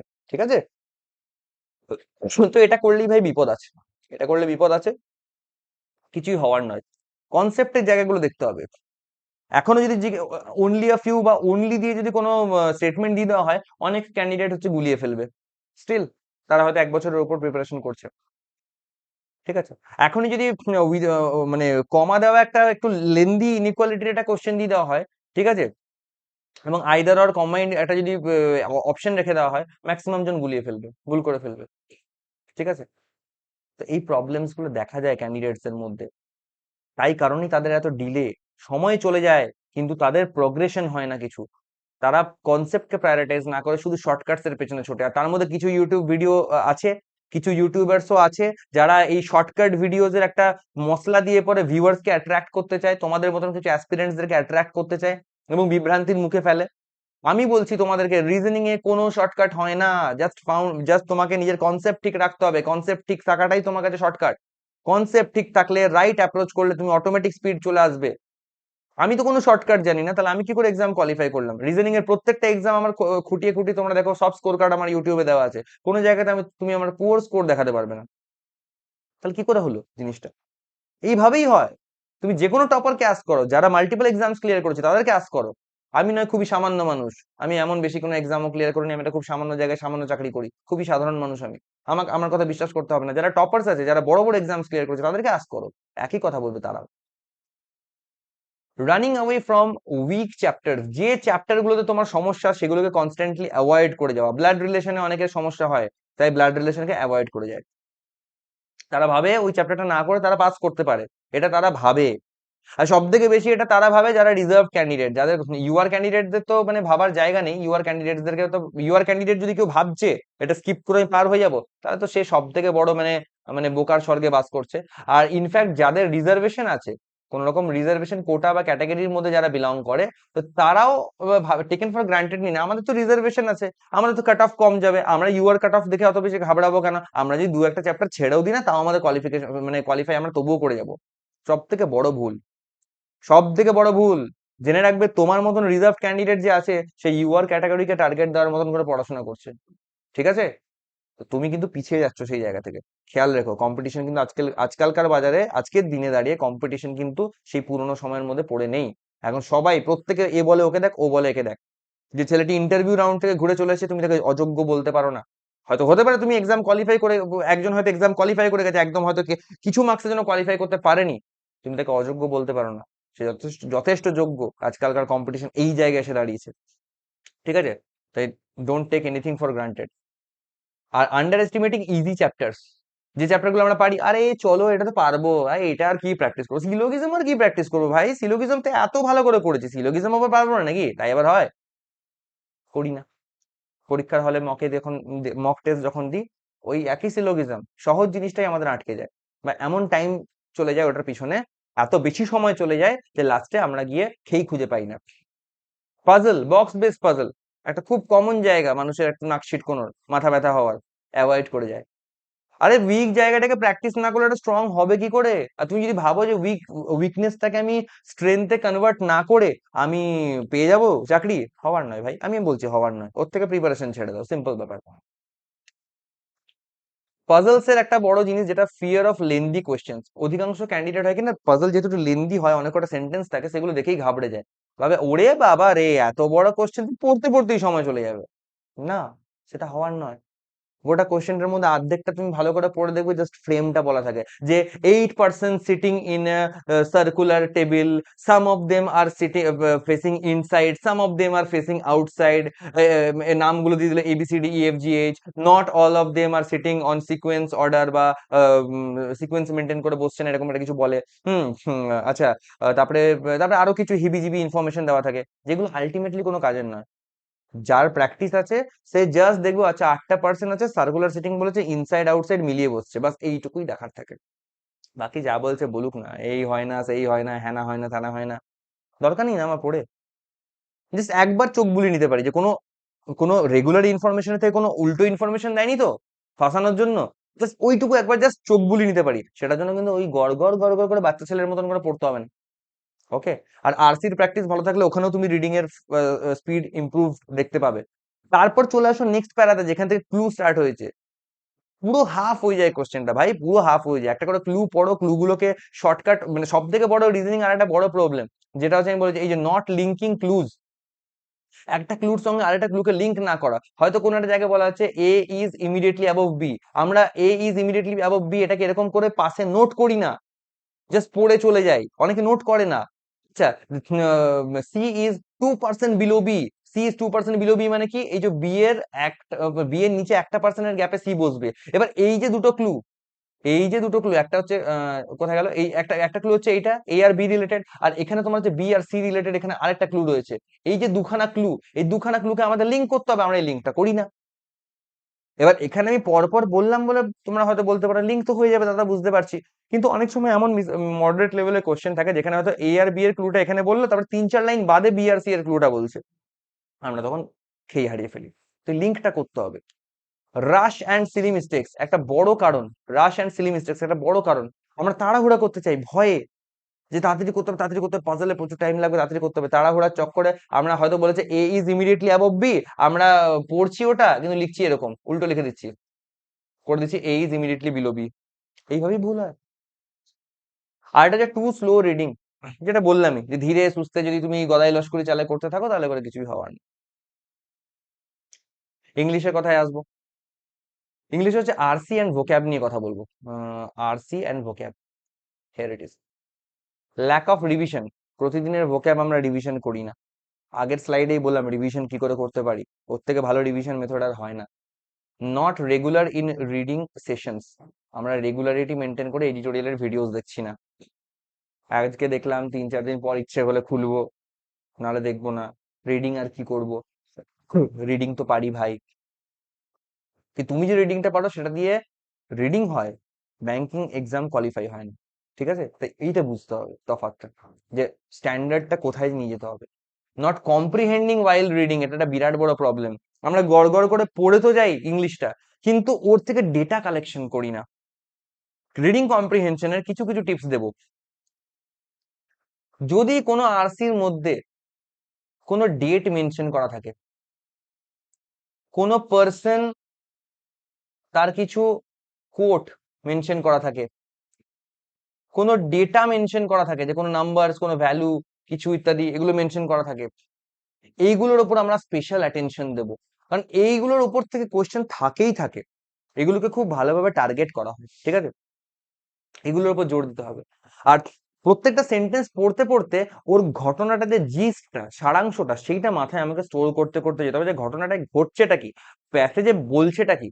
যতক্ষণ না আমরা ওইভাবে পড়তে থাকবো, তোমরা যদি মনে করো বাচ্চা বেলায় আমরা যেটা করতাম যে হ্যাঁ আমরা না একটা আনসিন প্যাসেজ আসলো, আমরা প্রথমে কোশ্চেনটা পড়ে নিতাম, কোশ্চেনে কি বলেছে, কোশ্চেনে যে কথাটা বলেছে আমরা প্যাসেজের মধ্যে সেই সেন্টেন্সটা খুঁজে বার করতাম যে আচ্ছা এই সেন্টেন্স ওই ব্যাপারটা নিয়ে আলোচনা হয়েছে, চলো এখান থেকে এইটুকু পড়ে দিলাম দিয়ে করে দিলাম। এখানে সেইভাবে হয় না। এখানে তুমি প্যাসেজের মানে না বুঝলে পরে, মানে যদি বুঝে থাকো তাহলে সেই মানে বোঝা নিয়ে একটা এমন কোশ্চেন করবে যেটা ডাইরেক্ট অ্যান্সার তুমি প্যাসেজ থেকে পাবে না। মানেটা বুঝলেই তুমি ওটার অ্যান্সারটা কম্প্রিহেন্ড করতে পারবে। এই কম্প্রিহেনশনটা খুব দরকার, যে বুঝতে বুঝতে পড়া। গ্রামারের কথা বলবো, এখানেও বলবো ইরেগুলার প্র্যাকটিস। প্রতিদিন প্র্যাকটিস করছি না, রুলস তো শিখেছি। নিমিষা বানসাল ম্যাডামের 120 গ্রামার রুলস খুব popular, 120 grammar rules by Nimisha Bansal. পড়ে তো নিয়েছি, মুখস্থ হয়ে গেছিল, সবকিছু বুঝেও গেছিলাম, কিন্তু ল্যাক অফ প্র্যাকটিস ভুলে গেছি আবার। কি করে হবে তাহলে? কখনোই হবে না। তুমি বলার মালিক বলছো আমি তো 120 গ্রামার রুলস পড়লাম, আমি তো ওইগুলো পড়লাম, ফাউন্ডেশন থেকে পড়লাম, এটা করলাম সেটা করলাম, তবুও আমার হচ্ছে না। কিচ্ছু হয় না, এসব সরকারি চাকরি বাকরি পাওয়া যায় না, সব ফালতু জিনিস, ফালতু টাইম ওয়েস্ট করছি আমরা। এরকম থট প্রসেস চলে আসে অনেকে। আরে ভাই পড়লেই হবে, প্র্যাকটিস তো করতে হবে। তুমি এটা তো লোককে বলছো না যে আমি পড়ে তো ছিলাম কিন্তু প্র্যাকটিস করিনি, পড়ে প্র্যাকটিস তো করতে হবে। Not exploring new patterns. ইংলিশের প্যাটার্নস নিয়ে এখন প্রচন্ড খেলা হচ্ছে, স্পেশালি মেন্সে।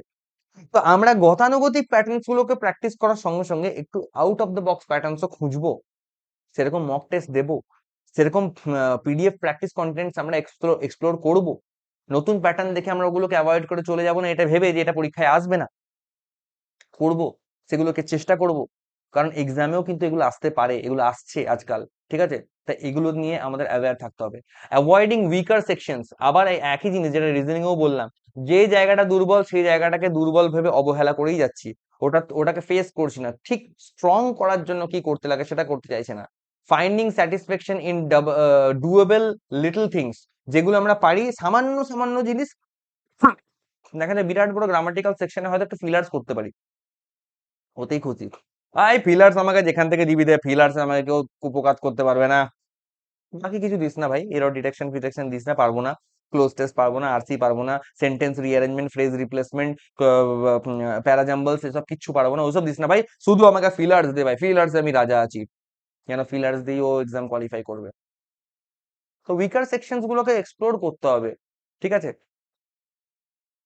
আচ্ছা, আর একটা বড় প্রবলেম কিছু অ্যাসপিরেন্টদের মধ্যে থাকে, 1-1.5 বছর প্রিপারেশন করার পর থিঙ্কিং ইউ নো এভরিথিং, ভেবে নেওয়া যে আমি সব জেনে গেছি, সব জানতা। আমি তো এবার লোককে বলবো কি করে প্রিপারেশন করতে হয়। এবার আমি একটা ইউটিউব চ্যানেল খুলে আমিও বলবো যে এরকম করে করো, ওরকম করে করো, করতেই পারো। তুমি যদি কোনো তোমার নলেজ থাকে তুমি সেটা ডেফিনেটলি তোমার ফেলো অ্যাসপিরেন্টসদের সঙ্গে শেয়ার করতে পারো, দ্যাটস নট এ প্রবলেম। কিন্তু এটা বুঝে নেওয়া যে আমি সব জানি, এটা কিন্তু সব থেকে বড় ভুল। এক্সামিনার তোমার থেকে বেশি জানে। তোমার ভাবনা যেখানে শেষ হয় এক্সামিনারের ভাবনা সেখান থেকেই শুরু হয়, ঠিক আছে? এবং ইদানিং লাস্ট মানে কিছু বছর ধরে মানে প্যাটার্নস আস্তে আস্তে আস্তে আস্তে যেভাবে ইভলভ করছে, উই ডোন্ট নো যে ভবিষ্যতে কি আসতে পারে। আরআরবি তে অলরেডি কিন্তু সেকশনাল টাইমিং ইন্ট্রোডিউস করে ফেলেছে, আগে ছিল না। এসবিআই পিও, আইবিপিএস পিও, এগুলোর প্যাটার্নস এর মধ্যে নতুন নতুন জিনিসপত্র দেখা যাচ্ছে যেগুলো আগে ছিল না। ভবিষ্যতে আমরা এটাও দেখতে পারি হয়তো আরআরবি পিও ক্লার্কের প্রিলিমসে, ঠিক আছে, আরআরবি এক্সামস এর প্রিলিম সেকশনে হয়তো ইংলিশ ঢুকে গেছে। হতেই পারে, না হওয়ার কিছু নেই। তাই এটা ভাবা বন্ধ করতে হবে যে we know everything. GA section, GA সেকশনে আমরা সব থেকে বড় কিছু ভুল করি, রিডিং ওয়ান লাইনার্স অনলি। কিছু ক্যান্ডিডেট থাকে যারা শুধু ওয়ান লাইনার্স পড়ে, যে হ্যাঁ ভাই ওয়ান লাইনার্স পড়েই হয়ে যাবে। তা নয়, একটু ডিটেলসে পড়তে হবে, একটু ডেপথ যেতে হবে, ওয়ান লাইনার্স দিয়ে হয় না ভাই। Finding news of your own interest, তুমি দেখছো ফুটবল খেলার খবরগুলো বেশ ভালো লাগে আমার, তুমি শুধু ফুটবলের খবর দেখছো, ক্রিকেটের খবর দেখছো, আর কিছু দেখছো না। তুমি সায়েন্স এন্ড টেকনোলজি দেখছো না, ন্যাশনাল অ্যাফেয়ার্স দেখছো না, স্কিমস দেখছো না, ঠিক আছে, নতুন ফিনান্সিয়াল ডেটা রিলেটেড নিউজ দেখছো না। কি করে হবে তাহলে? এক্সামিনার তোমার পছন্দের নিউজ দেবে, এক্সামিনার সেই নিউজ থেকে কোশ্চেন করবে যেগুলো তুমি পারবে না। সেখানে তুমি যদি বাছ বিচার করো তাহলে কি করে হবে? ফুল অন কন্টেন্ট পড়েও লোকে আজকাল কারেন্ট অ্যাফেয়ার্স কমন পায় না, ডাবল ডিজিটসে স্কোর করতে পারে না কারেন্ট অ্যাফেয়ার্সে। এতটাই প্রবলেমেটিক হয়ে যায়। আমার নিজের সিলেকশন হয়েছে, ফাইনাল সিলেকশন হয়েছে যে পেপারে, তাতেও আমি কারেন্ট অ্যাফেয়ার্সে আউট অফ 40 আই থিঙ্ক 6.75 এরকম কিছু স্কোর পেয়েছিলাম। বাকি সাবজেক্ট গুলো টেনে দিয়েছিল বলে বেরিয়ে গেছি। তো এই জায়গায় চলে এসছে জিএ, তো সেখানে অবহেলা করা তো কোনো জায়গাই নেই। আমার একটা দিন ছিল, আমি daily current affairs regularity maintain করে পড়তাম। যদি কোনো কারণে দুদিন মিস হয়ে গেল, তৃতীয় দিন আমি 3 দিনের মানে লাস্ট দুদিনের মিস এবং সেই দিনে টোটাল 3টে কারেন্ট অ্যাফেয়ার্স আমি একসঙ্গে পড়তাম। ঠিক আছে, এইভাবে পড়েও আমার রিভিশন করে সবকিছু করেও আমি কারেন্ট অ্যাফেয়ার্স কে আমি বলবো না যে ভাই আমি গ্রিপে আনতে পেরেছি বা কারেন্ট অ্যাফেয়ার্স থেকে কিছু ফলাফল আমি পেয়েছি। সব থেকে বড় আরেকটা প্রবলেম যে নট রিডিং ডেইলি, প্রতিদিন একটা প্রতিদিন না পড়া, জমিয়ে জমিয়ে রাখা যে মান্থলি করে নেবো, উইকলি করে নেবো, ওয়ান লাইনার বা পকেট পিডিএফ এসব টাইপের যেগুলো হয় সেগুলো পড়ে নেবো। আরে ভাই ওগুলো রিভিশনের জন্য কাজ করে, কিন্তু ডেলি নিউজটা তো পড়ো। আরেকটা যেটা problem, giving too much time on CA. এই ক্যাটাগরি সম্পূর্ণ আলাদা, যারা হচ্ছে একেবারেই অবহেলা করে। আর এই ক্যাটাগরি আবার একটু বেশি চাপ নেয় জিএ নিয়ে। তুমি কারেন্ট অ্যাফেয়ার্স নিয়ে যতই চাপ নাও, যতই এফোর্ট দাও, দিনের 24টা ঘন্টা তুমি ওর পিছনে ঢেলে দাও, কোনো গ্যারেন্টি নেই যে তুমি তাতে করে কমন পাবে, তোমার পড়া জিনিসের মধ্যে আসবে। স্টাক ইন ওভার থিঙ্কিং, ভাবতে শুরু করি, আচ্ছা এই নিউজটা, বেশি ভাবি একটা নিউজকে নিয়ে, আচ্ছা এই নিউজটা বললো, আচ্ছা ধরো সাপোজ ফর এক্সাম্পল হয়তো এনপিসিআই হয়তো একটা এই প্রোডাক্ট লঞ্চ করেছে। আচ্ছা আমরা বড় জোর কি পড়তে পারি, এনপিসিআই এর হেডকোয়ার্টার পড়তে পারি, এনপিসিআই এর বর্তমান চেয়ারম্যান কে সেটা পড়তে পারি, এনপিসিআই রিলেটেড কবে স্থাপিত হয়েছিল ইত্যাদি এগুলো পড়তে পারি, এনপিসিআই এর কি কি আদার প্রোডাক্টস আছে সেগুলো পড়তে পারি, কিছু বেসিক জিনিস যেমন ইউপিআই ট্রানজাকশন লিমিটস কত কি হয় সেগুলো পড়তে পারি। বাস এইটুকু এইটুকু অব্দি। কিন্তু তুমি রিসেন্টলি যত লিঙ্কস আছে, তুমি এনপিসিআই রিলেটেড গাদা গুচ্ছের লিঙ্ক নিয়ে তুমি একদম মাথায় জঞ্জাল করে বসে পড়েছো। না, সেটা করারও দরকার নেই, অতটাও চাপ নেওয়ার দরকার নেই ভাই। জাস্ট রিলেভেন্ট পয়েন্টস গুলোকে দেখো এবং সেগুলোকে রিভিশন করো, তাহলেই হবে।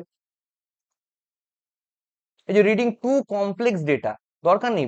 অতিরিক্ত কমপ্লেক্স ডেটা নিয়ে মাথায় স্টোর করে লাভ নেই, তুমি যতই পড়ো না কেন তোমার মাথা যতটুকু স্টোর করার ক্ষমতা ততটুকু স্টোর করতে পারবে। ঠিক আছে, বাকি সাবজেক্টসও পড়ার আছে, ঠিক আছে, বেশি চাপও নেবো না, আবার একেবারে ক্যাজুয়ালও হবো না। Reading a lot but revision slot is dry. প্রচুর পড়ছি কিন্তু রিভিশন করছি না, ডেলি পড়ছি আর পার করে দিচ্ছি, ভাবছি একদম এক্সামের আগে গিয়ে রিভিশন করব না। ডেলি কারেন্ট অ্যাফেয়ার্স পড়লে, যদি ডেলি পড়তে পারো সব থেকে বেস্ট হয়। অনেকে ডেলি পড়তে পারে না, উইকলি পড়ে, মান্থলি পড়ে, বাট আমি রেকমেন্ড করি ডেলি পড়তে পারলে খুবই ভালো। ডেলিটা পড়লে উইকেন্ডে এসে উইকলি কারেন্ট অ্যাফেয়ার্স যে পিডিএফটা আসছে সেটাকে রিভাইজ করে নিলে, কুইজ অ্যাটেম্প্ট করলে, যদি ধরো আজকের কারেন্ট অ্যাফেয়ার্স পড়ছো, আজকের কুইজটা কাল অ্যাটেম্প্ট করো, তাহলে রিভিশন হয়ে যাচ্ছে। কালকের কারেন্ট অ্যাফেয়ার্স এর কুইজটা পরশু অ্যাটেম্প্ট করো, রিভিশন হয়ে যাচ্ছে। এরকম করতে করতে উইক, 4টে উইক কমপ্লিট করে একটা মান্থ হয়ে যাওয়ার পর পুরো মান্থলি পিডিএফ যেটা আসবে, মান্থলি পিডিএফটা থেকে তুমি এবার রিভিশন করো। উইকলি পিডিএফ মান্থলি পিডিএফ গুলোকে রিভিশনের জন্য ইউজ করো। Not that should not be the source of your study. ওইখান থেকেই শুধু পড়ছো সেটা করো না, ডেলিটা পড়ে থাকলে পরে ওখান থেকে রিভিশন করতে সুবিধা হয়। ওকে, রিভিশনটা ইকুয়ালি ইম্পর্টেন্ট। হ্যাঁ, পড়া এবং রিভিশন করা। তুমি মাথায়, মানে কারেন্ট অ্যাফেয়ার্স এমন একটা জায়গা, ওই পাইপ এন্ড সিস্টেমের হচ্ছে মানে ওই লিকওয়ালা পাইপের মতন, একটা পাইপ জল ভরছে আর একটা পাইপে লিক দিয়ে জল বেরিয়ে যাচ্ছে। তো সেই লিকটাকে যতক্ষণ তুমি ফিল আপ করছো ততক্ষণ কিন্তু তোমার চৌবাচ্চা কোনোদিন ভরবে না। আর সেই লিকটাকে ফিল আপ করার জন্য কি করতে হবে, লিকটাকে ফিল আপ করার জন্য আমাদেরকে মানে সেই জায়গাটায় নিজেকে রিভিশন করতে হবে, মেরামতি করতে হবে। ঠিক আছে, সেখান থেকে আমাদের করতে হবে। আচ্ছা, নেক্সট আমি দেখি এখানে আর কি কি টপিক আমাদের আছে। Okay, let's continue. আচ্ছা, আরেকটা জিনিস যেটা আমি লিখেছি এখানে, it's better to memorize one source completely then reading from multiple sources and sustaining literally nothing. আমরা অনেক সময় ভাবি কি যে 2-3টে সোর্স থেকে পড়বো, এই করব সেই করব, অনেক কিছু হবে, ইত্যাদি ইত্যাদি, but ultimately end of the day কিছুই হয় না, লাভের লাভ কিচ্ছু হয় না, আমরা পুরোটাই বৃথা চলে যায়। ওর চেয়ে বেটার তুমি একটা সোর্স ভালো করে পড়ো, বারবার ওটাকে রিভাইজ করো এবং মাথায় ওটাকে আটকে রাখার চেষ্টা করো। That is the main motto, that should be the key. It's not late but you may not have another chance to recover. হয়তো তোমার এখনো দেরি হয়নি, কিন্তু এখনই যদি সচেতন না হও, এই জায়গাগুলোর উপর যদি পরিশ্রম না করো, তাহলে হয়তো তুমি নিজেকে আর রিকভার করার জায়গা নাও পেতে পারো। একটাই জিনিস যেটা বলবো, convert your thoughts into action. শুধু ভাবলে হবে না, কাজ করতে হবে। Remember why you chose this journey. তুমি ব্যাংকার হওয়ার জন্য এই পথে নেমেছিলে কেন? একটা স্বপ্ন দেখেই তুমি স্টার্ট করেছিলে, সেই স্বপ্নটাকে মেমোরাইজ করো, সেই সফলতার স্বপ্নটাকে মানে রিলিভ করো, যে হ্যাঁ একদিন আমিও সফল হব, একদিন আমিও পারবো, আমার মা বাবার নাম উজ্জ্বল করব। এই ব্যাপারগুলোকে ভাবো, নিজেকে মনে করাও যে তোমার পারপাসটা কি, কি পারপাস নিয়ে তুমি এই পথে এসেছিলে। There is no other way, you have to see the light. তুমি সব কিছু স্যাক্রিফাইস করে সমস্ত কিছু থেকে দূরে থেকে অন্ধকার জগতের মধ্যে নিজেরই চার দেওয়ালের ঘরের মধ্যে তুমি নিজেকে কনফাইন্ড করে রেখেছো পড়াশোনার বইপত্রের মাঝখানে। এই অন্ধকার চিরদিনের নয়, এই অন্ধকার ভেঙে আমাদের বেরিয়ে আসতে হবে। তুমি কোনো দুর্গাপুজো থেকে শুরু করে কোনো ফেস্টিভ্যাল থেকে শুরু করে কোনো রকম পারিবারিক সামাজিক কিচ্ছু অনুষ্ঠান তুমি অ্যাটেন্ড করছো না, অনেক স্যাক্রিফাইসেস করছো, সোশ্যাল মিডিয়া থেকে দূরে থাকছো, তোমার ফেভারিট হবি স্পোর্টস ঘুরতে যাওয়া সবকিছু পরিত্যাগ করেছো সেটা একদিন সফল হওয়ার জন্য। আলো তোমাকে দেখতেই হবে অন্ধকার পেরিয়ে। আর এখানে একটা জিনিস, কনসিস্টেন্সি উইল বি দ্য কি। স্লো মানে little efforts but continuous efforts, অল্প অল্প করে পরিশ্রম করো কিন্তু রেগুলারিটি মেনটেন করে করো, that will be the only key of success. আর I am always here to help, যেটা লাস্ট যেটা বলে আমি শেষ করব। এখানে আমাদের দেখো টেলিগ্রাম চ্যানেলের এখানে আমাদের লিংক দেওয়া আছে। এখানে user name banking mentor underscore Bengali, বেঙ্গলির বিটা বড় হাতের, এটা দিয়ে তোমরা অ্যাপ্লাই করতে পারো, এখান থেকে টেলিগ্রামে সার্চ করতে পারো, অথবা ভিডিও ডেসক্রিপশনেও টেলিগ্রাম গ্রুপে জয়নিং লিংক দেওয়া থাকবে, সেখান থেকেও জয়েন করতে পারো। আর আমাকে হোয়াটসঅ্যাপে যদি যোগাযোগ করতে চাও 8972054311, দিস ইজ মাই নাম্বার। এই নাম্বারে আমাকে কলও করতে পারো, হোয়াটসঅ্যাপও করতে পারো ডাইরেক্ট। কলে যদি না পাও হোয়াটসঅ্যাপ করো, ডেফিনেটলি রিপ্লাই পাবে আমার থেকে। আর যদি তোমরা কেউ পার্সোনালাইজড ব্যাচ নিতে চাও, লাইক যদি ধরো ফাউন্ডেশন থেকে কেউ পড়াশোনা করতে চাও তারাও ওয়েলকাম। যদি কেউ ধরো প্রিপারেশন হয়ে গেছে, প্র্যাকটিসে আছো, মেন্স এবং প্রিলিমস লেভেলের ব্যালেন্স প্র্যাকটিস করতে চাও, প্র্যাকটিস ব্যাচ চাইছো, তাহলে প্র্যাকটিস ব্যাচও অ্যাভেলেবেল। তার জন্য হোয়াটসঅ্যাপে আমাকে সরাসরি পিং করতে পারো, সেখান থেকে সমস্ত ডিটেলস তোমাদেরকে আমি প্রোভাইড করবো। এছাড়াও ফ্রি ক্লাসেস আমি ফাউন্ডেশন ভিডিওস আমি ইউটিউবে দিচ্ছি, এবং খুব রিসেন্টলি আমার ইচ্ছা আছে মেন্সের ছোট ছোট সিরিজ স্টার্ট করবো। মেন্সের ডিআই এর কিছু সেটস নিয়ে আসবো, কিছু অ্যারিথমেটিকের সেটস, কিছু পাজলস সেটস, এরকম করে করে মেন্স এর কিছু কম্বো সেটস আমি নিয়ে আসবো ছোট ছোট ভিডিওস এর মাধ্যমে, যাতে করে তোমাদের প্র্যাকটিসের জন্য আমি কিছু প্রোভাইড করতে পারি। ওকে, তো এনাফ টকিং, আজকে এই বলে আমি কথা শেষ করব। আমি যথেষ্ট ক্লান্ত এতক্ষণ ধরে কথা বলার পর, কারণ ন্যাচারালি ক্লাস এতক্ষণ হলেও আমি 1 ঘন্টার মতন ভিডিও হয়ে গেল। তো যারা এতক্ষণ পর্যন্ত এই ভিডিওটা দেখলে তাদেরকে অনেক অনেক ধন্যবাদ, এবং আই হোপ এই ভিডিও দ্বারা তোমাদের কিছু উপকার হলেও হতে পারে। আর যদি তোমাদের ভিডিওটা ইউজফুল মনে হয়, বন্ধুদের সঙ্গে একটু শেয়ার করো, যারা প্রিপারেশন করছে, যে সমস্ত গ্রুপসে তোমরা আছো সেখানে একটু প্লিজ শেয়ার করো, যাতে করে এটা অনেক মানুষের কাছে পৌঁছয় এবং তাদের কিছু উপকারে লাগতে পারে। আর কমেন্ট করে জানিও তোমাদের কেমন কি লাগলো, তোমাদের প্রবলেমস এর জায়গাগুলো জানিও, যে কোন জায়গাগুলো আমি ভিডিওতে মিস করে গেলাম, কোন জায়গাগুলো নিয়ে আলোচনা আরো করা যেতে পারতো। যদি ভালো লাগে, তোমরা যদি নতুন হয়ে চ্যানেলে, তাহলে করে প্লিজ সাবস্ক্রাইব করে দিও, ভিডিওটা ভালো লাগলে একটু লাইক করে দিও, কমেন্ট করে জানিও তোমাদের কেমন। Till then, best of luck, আবার দেখা হচ্ছে পরের কোনো ভিডিওতে। Thank you.